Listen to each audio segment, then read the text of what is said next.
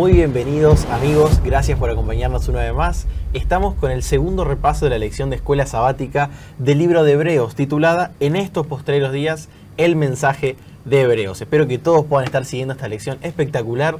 Ya estamos en un nuevo año y ojalá que puedan disfrutar tanto como nosotros. Ya estamos en la lección número 2 que tiene por título El mensaje de Hebreos. Y para empezar quería saludar a nuestros invitados del día de hoy. Quería presentarles al profesor Orna. ¿Cómo le va, profe? Muy bien. Qué bueno. Es una alegría que pueda estar acompañándonos. Gracias, muy amable. El profe y pastor y doctor se desempeñan como director del posgrado de teología y obviamente también como profesor especializado en el Antiguo Testamento, ¿no, pastor? Así es. Qué bueno. Así que es una alegría realmente y que quería saludar también a Lore. ¿Cómo estás? Muy bien. Gracias. Me gusta poder estar aquí también. Dale, Lore, gracias por tu presencia. Lorena es kinesióloga. Ella acompaña las prácticas de la carrera de kinesiología, así que está en esa importante formación de nuestros alumnos en ciencias de la salud.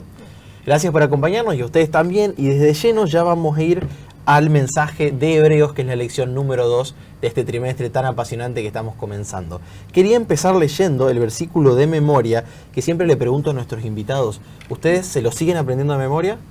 Se intenta. Se intenta, de vez en cuando. Exactamente, se intenta. Si uno va fijando ahí de a poquito. Aunque quizás no lo estudiamos ya tanto de memoria, creo que es importante resaltarlos porque nos traen un mensaje central para la semana, ¿no? Y el de hoy, el de esta semana, es el de Hebreos 8.1 y dice lo siguiente. Ahora bien, el punto principal de lo que venimos diciendo es que tenemos tal sumo sacerdote, el cual se sentó a la diestra del trono de la majestad en los cielos. Y saben que el apóstol Pablo escribió Hebreos para fortalecer la fe de los creyentes, ¿no? Creo que todo lo que está en la Biblia tiene relación con el fortalecimiento de la fe de aquellos que eran destinatarios de estas palabras. La semana pasada hablamos que esto es un sermón, es una homilía. Ese es el libro de Hebreos, ¿no? Aunque se nos presenta en formato carta a nosotros por la Escritura. Pero también les recuerda a esos destinatarios y a nosotros que las promesas de Dios se cumplen a través de Jesús. Y eso es apasionante para nosotros los que nos llamamos cristianos. Entonces quería empezar preguntándole a Lore, ¿cuál es el punto principal, ¿no?, de Hebreos? Quizás porque vemos que Jesús se presenta como gobernante. Parece que es el punto principal, ¿no? Sí. Pero, ¿qué podemos, además de ese punto, por ejemplo, cuando Adán y Eva pecaron, alguien reclamó ser el gobernante de este mundo? Entonces ahí vemos una problemática. Exacto, el enemigo de las almas es quien reclamó este gobierno, ¿no? Ese dominio sobre la faz de la tierra, sobre no solamente el ser humano, sino sobre toda criatura y toda creación, ¿no? Entonces, en ese contexto, esta lucha no empezó en la tierra, empezó en el cielo. Y el hecho de que Adán y Eva hayan caído y hayan pecado resultó en esta reclamación del gobierno. Entonces ahí vemos a Jesús enviado como Hijo de Dios, el mismo Hijo de Dios, para restituir ese gobierno. Entonces ese es el concepto que vamos a estar trabajando en este tema. Me gustó esa palabra, restitución, ¿no? Me da la sensación de un plan original, una desviación grande, una bifurcación y la restitución. De volver a los orígenes, volver al plan original, ¿no? Y ese gobierno está regido y regulado por el creador del universo, que es Dios mismo. Entonces, Jesús se despojó a sí mismo de ese trono, de esa gobernancia en el cielo para venir como un bebé. Entonces, en ese contexto es donde Satanás dice, esta es mi oportunidad para vencer. Esta es mi oportunidad para hacer caer al Hijo de Dios, al mismo Jesucristo. Y bueno, ese desenlace del gran conflicto fue clave en la historia de la humanidad para nuestra salvación. Entonces estamos, me parece que todos de acuerdo en que hay una lógica de lucha detrás de la disputa de este gobierno. Pastor, ¿qué podemos comentar acerca de la forma en la cual se disputa esta lucha, no? Bueno, es interesante porque Pablo, aquí en Hebreos, argumenta a través de las funciones de Cristo justamente para indicarnos que la lucha es real y que las funciones que Él cumple, como la de rey, por ejemplo, es elemental frente a esta pelea espiritual que nosotros tenemos y que Él es el único habilitado, el único capaz de poder de alguna manera guiarnos y defendernos, ¿no? Claro. El único que tiene las capacidades para poder luchar por nosotros. Muy bueno. Y en relación a esto, nosotros vemos que Jesús es presentado como el rey davídico, ¿no? ¿Y cuáles son las características de este rey, que me encantó la palabra que usted menciona, habilitado? Sí, justamente el apóstol Pablo lo que hace es hacer una comparación con los reyes de Israel, especialmente con la imagen de David. ¿No? David es clave aquí. Y hay un pasaje bíblico que está en 2 Samuel capítulo 7, donde se habla acerca de una serie de bendiciones que Dios le iba a otorgar a David y a sus generaciones. ¿No? Por ejemplo, si podemos leer aquí algunos pasajes bíblicos, en el versículo 12, hay una frase interesante, dice, afirmaré tu reino. ¿Okay? Y hay un pasaje que de alguna manera evidencia eso, que está en Lucas capítulo 1, verso 32, en el que, ¿se acuerdan ustedes de esa promesa o en la visita que le hace el ángel a María? ¿No? Allí en esa visita el ángel aclara varias de las cosas que están aquí, entre ellas esta, yo afirmaré su reino. Claro. ¿No? Entonces vincula una primera idea. Luego aquí en el versículo 13 dice, edificará la casa a mi nombre y yo afirmaré para siempre el trono de su reino. Y lo mismo le dice el ángel. De paso, Pablo en el capítulo 4, versos 3 y 4 de Hebreos, también reafirma esa misma idea, ¿no? Claro. A María le dice, reinará sobre la casa de Jacob. Y Pablo reafirma ese mismo concepto de un reinado que es eterno, ¿no? Luego aquí en el versículo 13 también hemos leído la afirmación que dice, su reino será para siempre. Claro. ¿Verdad? La eternidad, ¿no? Exacto. Y en el versículo 33 del capítulo 1 de Lucas, dice expresamente, y reinará para siempre y su reino no tendrá fin. Wow. Interesante, ¿no? Sí. Entonces, esas son algunas de las características, digamos, que se vinculan de esas promesas, de esas bendiciones y que en Jesús se cumple. Pero no es todo. Hay más. Hay más. También se habla acerca del linaje de David. Claro, importantísimo. O sea, lo más importante, Claro. ¿no? Jesús nacía de ese linaje, no iba a nacer de otro. Claro. Y eso está justamente aquí mismo, en el versículo 12 de 2 Samuel 7, en el que se dice, levantaré después de ti a uno de tu linaje, Claro. así expresamente, tu linaje, el cual procederá de tus entrañas. Una doble reafirmación que indica que no nace de otra familia, sino nace de la misma genealogía, ¿no? Y bueno, esa comprobación nosotros la tenemos en varios lugares, ¿no? Por ejemplo, ¿se acuerdan ustedes de la genealogía del capítulo 1 de Mateo? Claramente ahí termina diciendo... Sí, llega hasta ese punto. Hijo de David. Claro, sí. Y de paso otra característica también es el título que a Jesús se le aplicaba, ¿se acuerdan? Varias veces se le decía hijo de David, ¿no? Refiriéndose claramente a Jesús. Y entre otras características también, en los Salmos, en Salmo 16, se le reafirma especialmente al salmista que Jesús, o en este caso se aplica la profecía a él, no quedará corrupto, no quedará en la muerte, sino que será resucitado. Y Pablo en Hebreos toma este tema, ¿no? De hecho, también el sermón de Pedro, ¿no? En Hechos, el capítulo 2, y Pablo mismo en el capítulo 13 va a reafirmar ese mismo concepto del salmista. Así que ahí tenemos varias características, ¿verdad? De Cristo presentado, su origen, incluso estamos olvidando aquí el lugar donde nacería, ¿no? La ciudad de David. Tantos cumplimientos. Exacto. Entonces, varias características que muestran que las características de este rey davídico se cumplieron plenamente en la persona de Jesús. Y definitivamente eso para nuestra vida cristiana hoy tiene una relación entre la coherencia y la, ¿cómo decirlo de mejor manera? Que no hay división entre el Antiguo Testamento y el Nuevo Testamento. Estamos hablando de un continuo, ¿no? Y qué lindo, me encanta la lección de esta semana porque nos va a presentar a Jesús con distintas características. Y acá como rey, davídico, el profesor nos explicó de una manera excelente, pero también se nos presenta como un mediador para su pueblo, ¿no? Y entonces, ¿cómo se autodescribe Dios en Isaías 59, 15 al 20, donde también se habla de estas características, Lore, ¿no? De Dios como mediador ahora. Exacto. Este Dios como mediador cumple un papel de salvación. Entonces ahí vemos la representación del Cordero de Dios que quita el pecado del mundo, un Cordero sin mancha, puro. Entonces, este Jesús, ¿sí? Dice voy a fijarme en Isaías, ¿sí? Capítulo 59, versículo 15, dice, y la verdad fue detenida, y el que se apartó del mal fue puesto en prisión, y lo vio Jehová, y desagradó sus ojos, porque pereció el derecho. Este Jesús justo, que no había cometido ningún pecado, ahora fue llevado como un cordero al matadero.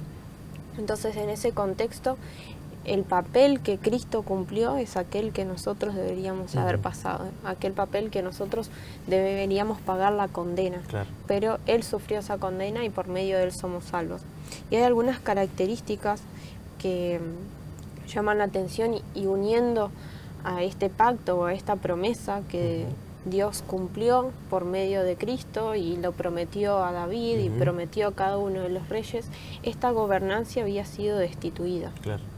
O había sido cuestionada, había sido puesto en juego, no solamente en la faz de la tierra y frente a los ángeles y a los enemigos de Dios, sino a través de todo el universo. Todo el universo, claro. Entonces, esa justicia de Dios y esa justicia de Cristo estaba siendo cuestionada.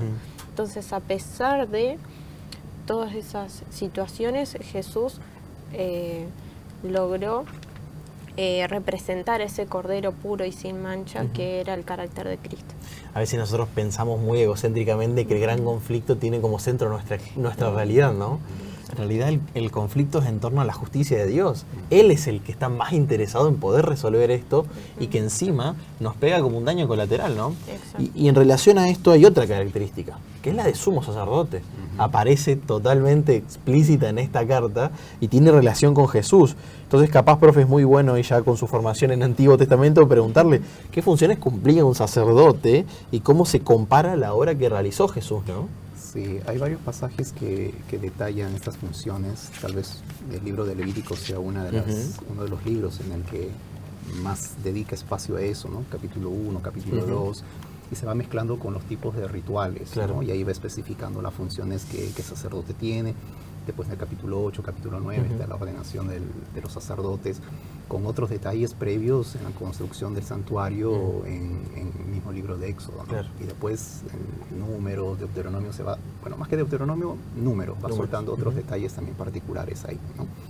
Tal vez en primer lugar lo que Levítico menciona es que este sacerdote particularmente cumplía la función de representar al pueblo, ¿no? De hecho, en el capítulo 1 de Levíticos, ahí encontramos que es el sacerdote el que recibe al pecador con su corderito o el animal que esté presentando, y la única función que cumplía el pecador era simplemente poner sus manos sobre el cordero, confesar sus pecados y ayudar a degollar al animal, ¿no? Una vez que el animal era degollado, parte de la sangre la recogía el sacerdote y ahí intervenía él. A partir de ahí la función era de él. Claro.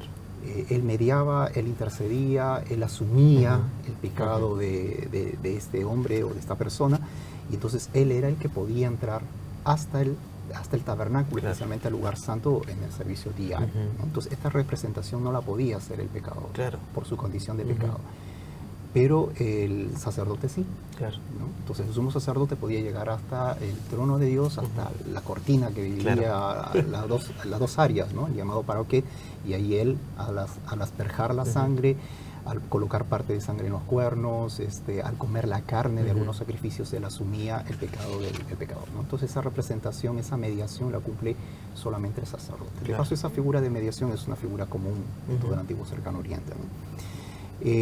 Después también sabemos que el sacerdote, después de mediar, era el único habilitado de instrumentar el proceso, y eso en Levíticos está claramente delineado, ¿no? Cada sacrificio tenía todo un procedimiento, ¿no?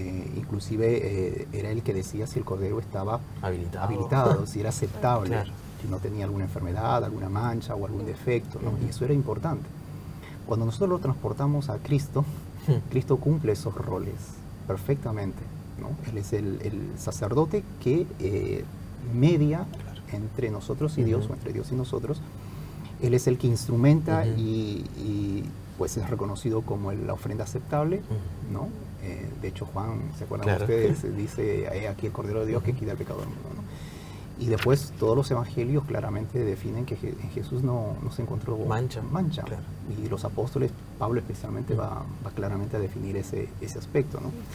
Ahora, otro detalle también interesante que encontramos en Levíticos 10:11 y Malaquías 2:7 es que ellos tenían también la función de enseñar al pueblo la ley, y no solamente debían explicarla, sino al mismo tiempo debían aplicarla. Claro, explicarla y aplicarla. Exacto, que son dos cosas importantes. Y a mí me llama mucho la atención que Mateo, queriendo sin querer, yo creo que fue explícito, en el Sermón del Monte, cuando él narra, empieza diciendo, y él les enseñaba. Y ahora, el Sermón del Monte para nosotros es importante porque lo que en realidad está explicando es casi una duplicación de Deuteronomio. Claro. Y entonces ahí hay una alusión directa al rol sacerdotal de Jesús. Claro. Y lo que él está enseñando es de forma más amplia lo que significa la ley, ¿verdad? Y que el pueblo necesitaba volver a encontrar la ley, claro. ¿no? Tal cual. Ahora, ¿se acuerdan allí en el capítulo 7, cuando habla acerca de la ley, qué es lo que dice? Yo he venido a cumplirla. A cumplirla. Claro. No he venido a quebrar la ley. Entonces está aplicando. Claro. Entonces, Pablo después en Hebreos va a referirse a esas características de él como sacerdote, ¿no? Incluso la función de bendecir que aparece en número 6, y que Jesús en Mateo 28, ¿se acuerdan? Perdón, en Lucas, el último capítulo, el 24, cuando él se despide, dice, y los bendijo. Claro. O sea, mientras él ya estaba ascendiendo al cielo, los bendijo. Los bendijo, cumplió la función de un sacerdote. Wow. A veces leemos ese pasaje así nomás, sí, pasamos por alto y no lo vinculamos con una de las funciones sacerdotales. Claro, quizás en estas últimas dos preguntas que hemos estado planteando, ¿no? Podemos ver a Jesús como un mediador, como un defensor y como un libertador. Exactamente. Esos tres conceptos creo que son sumamente claros a la hora de pensar en cuál es el rol que Cristo tuvo por nosotros acá en la tierra. Y en relación al santuario, ¿no? Un elemento que no podemos eludir cuando leemos la carta de Pablo a los Hebreos. Y me planteo también en torno a esto, hablaste de una mediación, ¿no? De un nuevo pacto, la mediación de algo nuevo que se menciona. ¿Y qué nos promete Dios en este nuevo pacto, Lore? Porque, a ver, hay un antiguo y uno nuevo, ¿qué diferencia hay? Exacto. En medio de este contexto es importante resaltar de que el pueblo de los hebreos era un pueblo que estaba siendo perseguido y que en su mayoría eran judíos. Claro. Judíos cristianos. Entonces, convertidos al cristianismo. Exacto, corrían el riesgo de perder esa seguridad en que Cristo era el Salvador y volver a las tradiciones antiguas. Entonces la importancia del nuevo pacto tenía que estar bien marcada en sus mentes y en sus corazones para no cometer el error de volver a las tradiciones. Claro. Entonces ese nuevo pacto estaba direccionado tanto a la salvación como a entender el sacrificio de Cristo y que no recibo la salvación por las obras. Si bien es algo que nosotros lo tenemos en claro, no somos salvos por las obras, pero a veces el ser humano también se olvida, así como el pueblo de los hebreos corría el riesgo de volver a las costumbres antiguas y a rechazar el sacrificio de Cristo, nosotros también a veces corremos ese riesgo. Entonces ese nuevo pacto me asegura la salvación por gracia, por fe, y por ende, por consecuencia, voy a acudir a las obras para manifestar esa salvación de Dios en mi vida. Así que ese nuevo pacto y esa nueva promesa está basada en la salvación a través del sacrificio de Cristo. Claro. No hay otro mediador. No tiene otro foco que no sea el de Jesús. No hay otro nombre dado de los hombres porque podamos ser salvos. Claro, entonces recordar eso, así como los hebreos necesitaron recordarlo porque estaban siendo perseguidos, estaban sufriendo. Entonces ese paradigma que tiene el ser humano, ¿por qué si soy bueno, por qué si sigo a Cristo sufro? Claro. Volvemos a la pregunta del inicio, ¿no? ¿Qué fue lo que pasó y cómo se desencadenó? Bueno, es la presencia del mal y la gobernancia del enemigo de Dios, del enemigo de las almas en este mundo. Y creo que una buena pregunta para ir cerrando, Pastor, sería que, bueno, hemos visto distintas características de Jesús, son varias, son grandiosas y todas están en referencia a nuestra incapacidad y su capacidad, ¿no? Entonces, capaz, cabe preguntarnos cómo podemos luchar juntos, porque estamos visto que hay detrás una narración de guerra, de conflicto, ¿no? Juntos, hay una necesidad de estar en unidad, unidos en Jesús, y como iglesia detrás de nuestro defensor, ¿no? ¿Cómo podemos apropiarnos nosotros? ¿Qué podemos hacer en pos de esto, que es aceptar la salvación de Jesús? Yo creo que, y eso hay que estar atentos este trimestre al estudio de la lección, hay dos enfoques que me parece que Pablo plantea. Uno de ellos es este que nosotros estamos resumiendo ahora, en las funciones de Cristo que salen del santuario. Claro. Él como rey, como sacerdote y aún como sacrificio, que son las tres, digamos, tareas funcionales que aparecen en el santuario. Claro. El atrio, donde se hacía sacrificio, el lugar santo, donde él intercede como sacerdote, y el juicio que se genera en el día de expiación, normalmente en el lugar santísimo, ¿no? Las tres funciones son claras ahí, y Pablo aquí la destaca, pero la destaca comparando a que en la historia de Israel, digamos, los reyes humanos, los sacerdotes de la corte de Aarón, y el sacrificio que se hacía con sangre fueron insuficientes. Claro. Y solamente en Cristo, como rey, como sacerdote y como sacrificio, nosotros tenemos plenamente la seguridad de salvación. Entonces, ese enfoque hay que darlo porque es el plan de salvación, digamos, ampliamente descrito. Y lo segundo que me llama la atención es que hay una cosa más íntima, más práctica, que es lo que hace Pablo al descender a partir del capítulo 13 en adelante, o del 12 en adelante. Y aquí viene el detalle. Miren lo que dice capítulo 12, versos 1 y 2. Por tanto, dice, nosotros también, teniendo en derredor nuestro tan grande nube de testigos, despojémonos de todo peso y del pecado que nos asedia y corramos con paciencia la carrera que tenemos por delante. Puestos los ojos ¿en quién?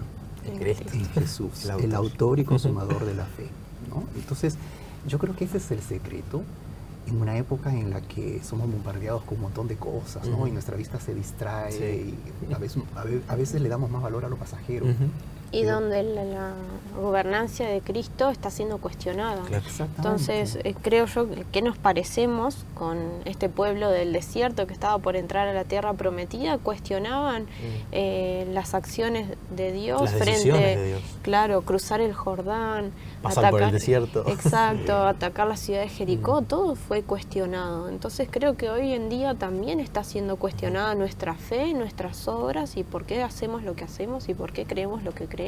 Claro. Entonces, en estos pasos previos a entrar a la tierra prometida, poder tener en claro cuál es el plan de salvación, cuál es la función de Cristo y cuál es mi rol como cristiano es lo que me va a ayudar a entrar a esa tierra prometida. Definitivamente. Por eso Pablo capaz termina no solo primero enfocando esta parte práctica con nuestra mirada puesta en Cristo, sino que después va a entrar ya al detalle, ¿no? Claro. Seamos obedientes, unidos, pacíficos, hospitalarios, etc. Claro, todo ese amplio espectro de conducta. Que es resultado de tener conocer a Cristo y mirarlo siempre a Él. En su rol sacerdotal.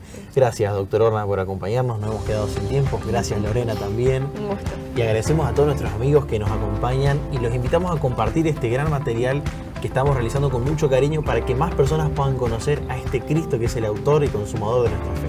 Así que los invitamos a compartir y a volver a conectarnos la semana que viene para repasar una nueva lección de Escuela Sabática. Que Dios los bendiga.